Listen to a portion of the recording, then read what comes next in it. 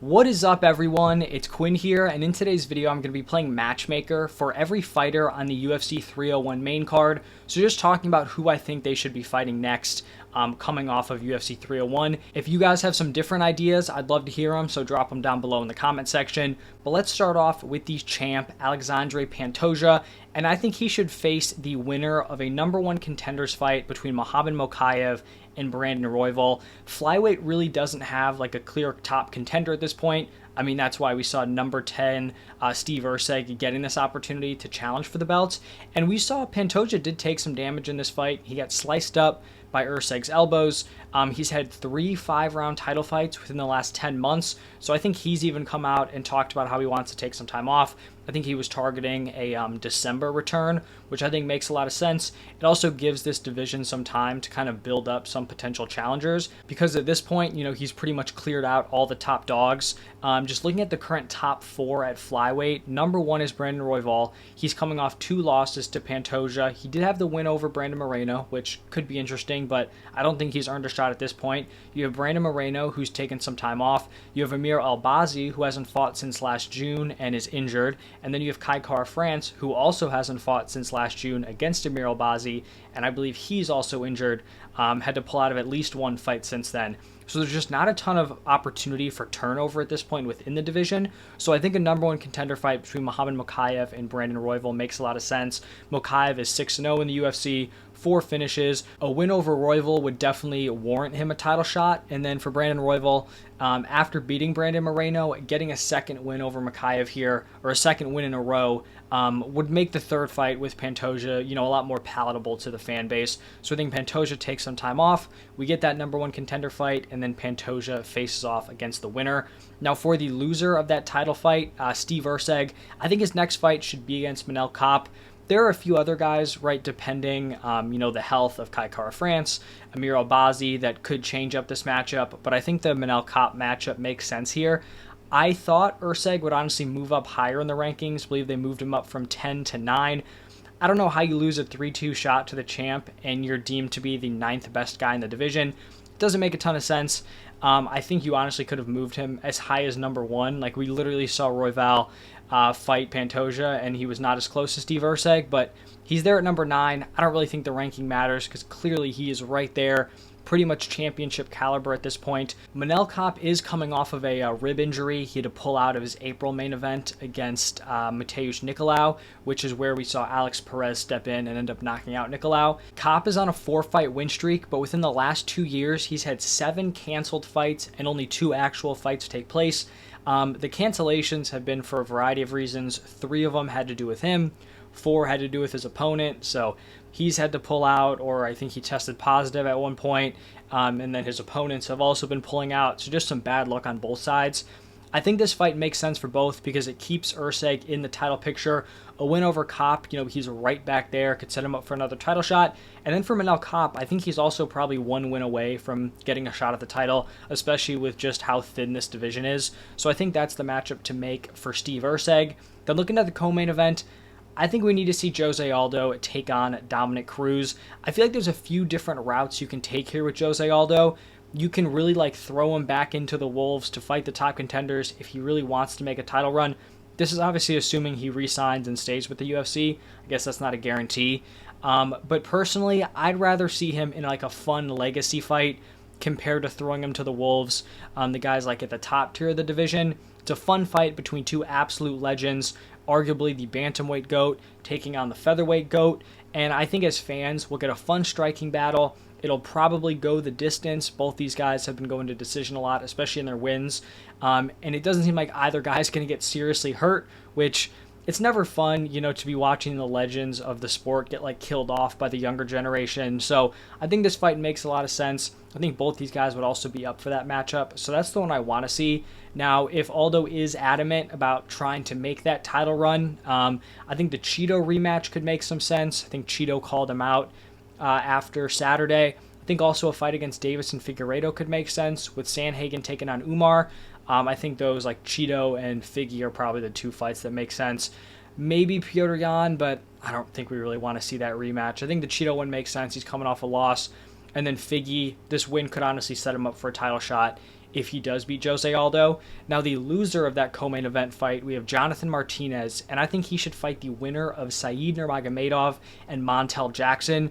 I think both Said Nurmagomedov and Montel Jackson are deserving of a top 15 shot at this point. They're both 7-2 in the UFC, so I think the winner of this matchup 100% needs to be getting a ranked opponent next.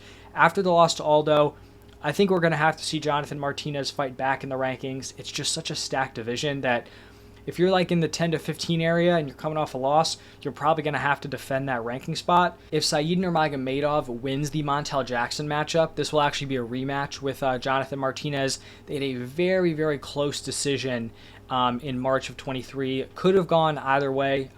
Jonathan Martinez won that night, so potential redemption for Said Nurmagomedov. And then if Montel Jackson wins, it's a fun striker versus striker matchup. I think either way, you're getting a fun fight in the bantamweight division.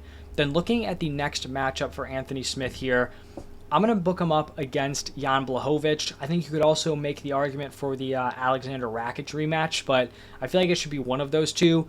Anthony Smith was ranked number 10 heading into Saturday. When we're looking at the rankings, 9 through 7 are already matched up. Krylov is at 6, but he's on a 3-fight win streak, so it seems odd to have him fight back against Anthony Smith. You have Jan Blachowicz ranked at number 4, and then Rakic at number 5. Both those guys are coming off losses, so it makes sense for them to fight back. And I would just prefer a fresh matchup here. It's not like Anthony Smith, Alexander Rakic was like a super fun fight the first time they went at it. So I think the fresh matchup against Jan could make some sense here. He's coming off a decision loss to Alex Pereira, and then before that, a draw to Magomed Ankalaev. And then I think a win against Jan Blachowicz probably earns Anthony Smith a title shot at Pereira, especially just with the history they have. That would be a big win, so he's probably one win away at this point, one big win away from potentially facing off for the light heavyweight title. For Vitor Petrino, he suffered the first loss of his career. I think his next matchup should be against Felipe Lins. Petrino will be fine. He's still very young, 26 years old. He has all the physical tools to be, a very successful fighter in this division. Felipe Lins is on a 4-fight win streak. His most recent fight was a decision win against Ion Cutelaba. I believe that was on the 299 prelims. This is a little bit of a step back in competition for Vitor Petrino, but it's not like, going way down. Like, this keeps him right outside the top 15, where if he were to pick up a win against Felipe Lins, he could probably jump back into a top 15 opportunity. So it's not like a huge fall off in terms of his opponent. I think the matchup makes sense for both of these guys. Obviously, Felipe Lins would need to step up in competition after the win over Ion Cutelaba. Next up, I'm going to have Michel Pereira taking on Marvin Vettori. Now, I understand rankings-wise, this is a massive step up. Marvin Vettori is ranked at number 5 in the middleweight division, but when we're looking at this middleweight division, Vettori is only one of 2 ranked middleweights who's coming off a loss that is not either booked or injured. So a lot of middleweight is booked. Guys coming off a win, I don't think they would be fighting back outside the rankings to fight Michel Pereira.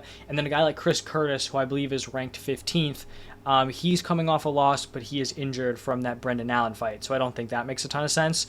And to be totally honest, Vettori's ranked at number 5. I don't really understand how he's held on to that ranking. Looking at his last 3 fights. 3 fights ago, he got 30-27 by Robert Whittaker. Wasn't super close, but, that's not the worst thing in the world. Whittaker was doing that to everyone before he fought Duplessis, and then obviously Israel Adesanya. Then he won like a very close 50-50 fight against Roman Dolidze. Could have gone either way. And then most recently, he got dominated by Jared Cannonier, like a 49-45 on 2 cards. I think he won the first round and then just got wiped the last 4. So I'm not sure how he's still here at number 5. For Michel Pereira, even though it seems like a huge step up, he has 3 straight finish wins at 185. All of those wins were under 70 seconds. And I think this is, a very competitive fight. I think Pereira may even end up being the betting favorite if it were to book this. So I don't think this is like a thing where you're like feeding Pereira to Marvin Vettori. I think it's competitive. And, slingshotting Pereira up in the ranks I don't think is the worst thing. He's a super fun fighter. He's been dominant at 185. Why not just see what he can do, against the top contender here. The loser of that Michel Pereira fight, Ihor Potieria, I think his next fight should be against Tresean Gore. He needs a step back in competition. He's 2-4 in the UFC. He's been finished in all 4 of his losses. Tresean Gore hasn't fought since October of 2022. He's dealt with wrist and shoulder injuries. I think the first time he had to pull out was against Bo Nickel. Not sure about the shoulder injury.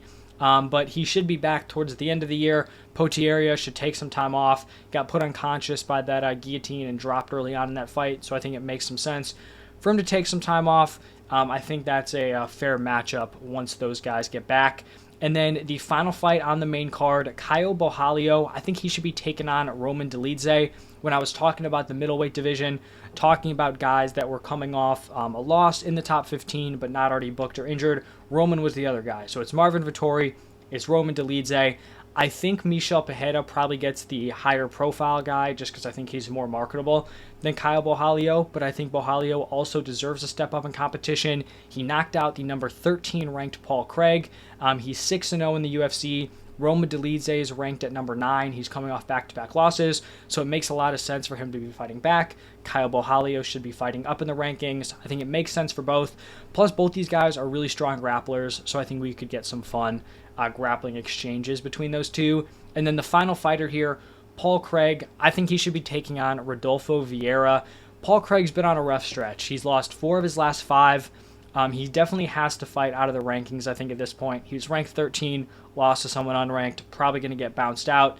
And I'm just kind of trying to give him a matchup where he's not going to get massacred by a striker. I mean, even Caio Borralho is not really a striker, and it still didn't go very well. But looking at Rodolfo Vieira here, he has finished back-to-back fights. His only UFC losses are to Anthony Hernandez and Chris Curtis. Absolutely zero shame in those losses. 2 really, really impressive jiu-jitsu players. So I think this is a pretty fun stylistic matchup, especially if they go to the mats. But that's going to wrap it up for this one. Playing matchmaker for every single main card fighter. If you have some different fights in mind, let me know down below. If you enjoyed the video, just do me a huge favor, hit that like button and subscribe to the channel. But thank you all for stopping by, and I will see you in the next one.